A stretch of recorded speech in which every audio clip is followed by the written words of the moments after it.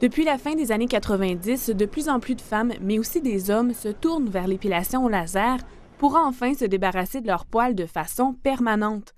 Cette pratique de plus en plus répandue fait multiplier sur le marché les appareils de laser, mais le fonctionnement reste toutefois le même, peu importe l'appareil. C'est un appareil qui va émettre un faisceau lumineux d'une longueur d'onde seulement très spécifique, dont l'énergie va être captée là où il y a du pigment, donc la racine du poil. Et cette captation d'énergie se transfère évidemment en chaleur et entraîne une destruction du follicule de la racine du poil. C'est les poils qui sont dans la phase de croissance qui vont chauffer et qui vont allonger par la suite et qui vont tomber. Les autres vont chauffer aussi, ils vont coaguler, sauf que lorsqu'ils vont allonger, ils ne tomberont pas parce qu'ils ne sont pas dans la bonne phase. Pour atteindre la phase de croissance appropriée, l'assiduité des traitements est importante.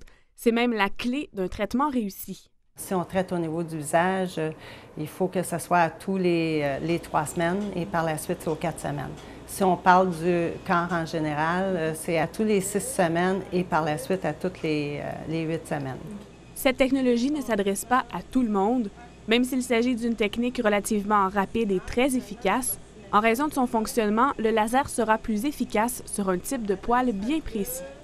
Maintenant, il ne peut pas arriver nécessairement une destruction définitive dans tous les cas parce qu'il y a des gens qui ont des poils plus fins, moins colorés, et ces gens-là vont évidemment moins bien répondre. Ceux qui répondent le mieux, généralement, c'est ceux qui ont le poil qui est très pigmenté, le poil qui est assez gros, qui est assez fort, et là, on peut arriver à une destruction définitive du poil. L'épilation des poils blancs, des poils blonds, c'est impossible. Pour les roux, il y a certains types de poils roux qui vont répondre partiellement à l'épilation au laser. À ce moment-là, quand on traite les peaux claires, c'est le pigment du poil qui est important. Alors, c'est pour ça que c'est important d'avoir une consultation. Comme le laser est une technologie qui détruit une structure de la peau, le poil dans les cas d'épilation, eh bien, elle peut engendrer son lot de conséquences graves lorsqu'aucune précaution n'est prise.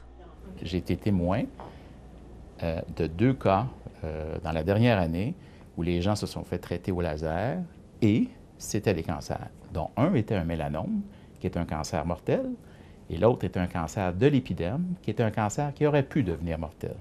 Alors, il y a des effets secondaires possibles, surtout les gens qui vont avoir la peau un peu plus brune ou qui ont tendance à bronzer facilement. Évidemment, ces gens-là sont beaucoup plus à risque qui ait comme effet secondaire des brûlures. Puis un laser, bien, ça ne va pas brûler seulement qu'à la superficie, là. Ça va brûler à l'intérieur et la brûlure va sortir à l'extérieur par la suite.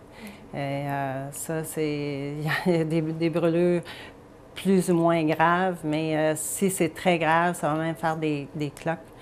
Pour prévenir les effets secondaires, l'esthéticienne ou le médecin devrait procéder à un examen de la peau, puis à quelques questions de routine avant de procéder à une épilation au laser. C'est très important de demander à la personne si elle a pris des médicaments parce que les antibiotiques, exemple, sont une contre-indication au laser parce que la peau devient photosensible. Il faut s'assurer qu'il n'y a pas de crème parce qu'il peut y avoir toujours des réactions photochimiques qui peuvent arriver avec ce genre d'appareil-là. Alors, c'est à éviter. L'élément clé pour assurer sa sécurité, mais aussi le bon fonctionnement des traitements, c'est de bien choisir son centre d'épilation. C'est à partir de la consultation que la cliente va pouvoir juger si, oui, l'endroit fait son affaire. Si les explications sont bonnes, c'est très important de savoir toutes les contre-indications, les conséquences que ça va coûter, dans quoi la cliente s'embarque. C'est évident que quand vous regardez, quand vous magasinez, je pense qu'il faut qu'il y ait un indicateur de sécurité important. Il faut savoir qu'actuellement au Québec, il n'existe aucune formation régie ou contrôlée qui doit être suivie avant de pratiquer l'épilation au laser. C'est d'ailleurs ce qui en inquiète plusieurs. Et ce serait bien qu'il y aurait un genre d'organisme qui pourrait qualifier les gens, mais ce serait bien pour la sécurité des gens. Oui. Le docteur Charbonneau va même plus loin en souhaitant un encadrement médical et un suivi de formation pour toutes les esthéticiennes. On crie tout haut depuis très longtemps. Oui, l'épilation peut être faite par des techniciennes, mais ça doit être fait dans un encadrement médical, purement et simplement. Il faut qu'ils reçoivent tous la même éducation, à un même niveau, qu'ils soient assujettis à des examens et qu'ils soient assujettis à des reformations périodiques. Je pense que ça va de soi dans toutes les espèces d'institutions, corporations. Le danger actuellement, malheureusement, c'est qu'il n'y a aucun encadrement de ce côté-là. Un reportage d'Andréane Lavigne.